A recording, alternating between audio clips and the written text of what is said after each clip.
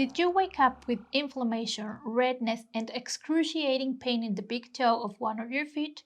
Be careful, it's the first symptom of gout. Gout is a type of arthritis caused by the deposition of microscopic uric acid crystals in the joints, causing local inflammation with severe pain. This disease usually occurs between 40 and 60 years of age and is more frequent in men than in women in a ratio of 9:1. In medical terms, the elevation of uric acid in the blood is called hyperuricemia, which in 90% of cases is due to a malfunction of the kidneys, due above all to congenital kidney defects, where these organs can't efficiently remove uric acid from the blood. Other factors that can raise blood uric acid levels by this same mechanism include medicines, for example diuretics and salicylates, frequent intake of alcoholic beverages, high cholesterol and triglycerides, obesity, diabetes mellitus, and high blood pressure. The development of gout goes through 4 stages, which are asymptomatic hyperuricemia, acute gouty arthritis, intercritical period, and tophaceous gout. In asymptomatic hyperuricemia, uric acid is elevated, but there are no symptoms of gout. That is, there's no gouty arthritis. Arthritis means inflammation of the joints. In general, high levels of uric acid in the blood are usually present for many years before the disease of gout manifests itself, and it's estimated that only a minority of people with hyperuricemia, less than 20%, develop gouty arthritis. The clinical signs and symptoms of gout start from the first picture of joint inflammation, that is, acute gouty arthritis. In 90% of patients, the first attack of gout affects only one of the lower extremities in its distal part, which is usually the big toe of one of the feet. The discomfort usually begins suddenly, and in less than 24 hours, the pain becomes unbearable. The attack usually occurs at night and wakes the patient. The skin of the inflamed region is tense, warm, shiny, and rather purplish in color. The intensity of the pain prevents the patient from wearing shoes and walking. The intercritical period of gout refers to the time between one acute attack and other. After the first attack, a second attack usually occurs, although months or even years may pass before its appearance. Successive attacks can occur in the same joint or in other joints, such as the knee, fingers, wrist, or elbow. Without proper treatment, the interval between gout attacks decreases, and gout attacks occur not only in one but in several joints and tend to last longer. In advanced stages, gout can present with persistent pain and inflammation without asymptomatic periods in several joints at the same time, which is called gouty arthropathy. Finally, tophaceous gout is characterized by the accumulation of uric acid crystals called tophi, which consist of masses that form small, painless subcutaneous nodules, usually in the ears, the joints of the hands, or the back of the elbows. The usual time for their appearance is 10 years or more after the initial attack of gout, and they tend to grow in size and number over time, with destruction of joint cartilage and bone erosions. The signs and symptoms of gout allow the clinical diagnosis of this disease to be established and can be confirmed by the demonstration of monosodium urate crystals in the synovial fluid or in a tophi. Hyperuricemia, that is, uric acid levels in the blood above 7 milligrams over deciliter, is also a useful piece of information for diagnosis. However, approximately 30% of patients with gout have a normal blood urate level at the time of the acute attack. Now pay attention, because the most important thing is coming.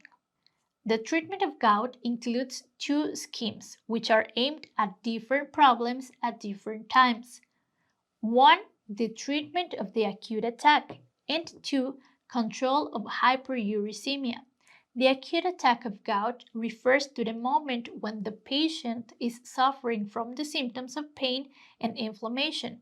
and therefore it's required to eliminate these terrible discomforts as quickly as possible. For this purpose, treatment includes general measures and natural remedies or medicines. The general measures consist of apply cold water compresses to the affected joint or immerse the feet if this is the damaged region in a container of cold water for 15 minutes. Elevate the extremity of the affected joint. Drink 2 to 3 liters of water per day and avoid foods rich in purines such as red meat, organ meats, and alcoholic beverages, which are explained later. As for natural remedies, one of the following is recommended. 1. Baking soda water. This remedy is very simple to make. It only requires a teaspoon of bicarbonate and a glass of water. The bicarbonate dissolves in the water and that's it. It's recommended to take a glass daily. 2. Ginger and lemon tea. To make this formula, you will need 1 tablespoon grated or powdered ginger, the use of half a lemon in 300 milliliters of water. Its preparation consists of boiling the water with the ginger for 3 minutes, then turn off the heat. Cover the container and let the mixture rest until it's lukewarm. Strain it, add the lemon juice, and that's it. If desired, it can be sweetened with honey to taste. Drink 1 cup per day. And 3. Horsetail tea. To prepare this recipe, you will need 20 grams of dried horsetail and 500 milliliters of water. Now, for patients who prefer medicines in the treatment of acute gout attacks, the indicated ones are 1. Non-steroidal anti-inflammatory drugs, for example, ibuprofen, indomethacin, naproxen, or diclofenac. 2. Colchicine. Due to the potential for severe toxicity, colchicine should be administered only when NSAID therapy is contraindicated or has failed. And 3. Glucocorticoids. They're recommended in patients in whom NSAIDs are contraindicated. It can be administered, for example, oral prednisone or intramuscular triamcinolone. Obviously, allopathic medicines must be prescribed by a doctor, since self-medication is not recommended. Let's now look at the treatment for the control of hyperuricemia, whose purpose is to reduce the amount of uric acid in the blood to less than 6 milligrams over deciliter and keep it there.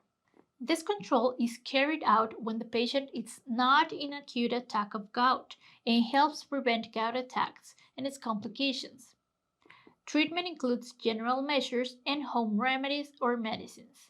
The general measures consist of drinking 2 to 3 liters of natural water daily, avoiding excessive consumption of foods rich in purines, and exercising. For the latter, low-impact activities such as walking, cycling, and swimming are recommended, which are more comfortable for the joints. For their part, natural home remedies to help reduce uric acid in the blood are 1. Cherry and pineapple juice.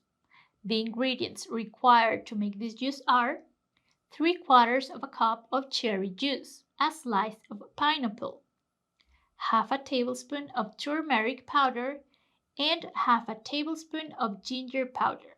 The pineapple is passed through a blender to turn it into a puree, and then it's mixed with the other ingredients. If desired, honey can be added to taste. It's recommended to drink a cup every third day.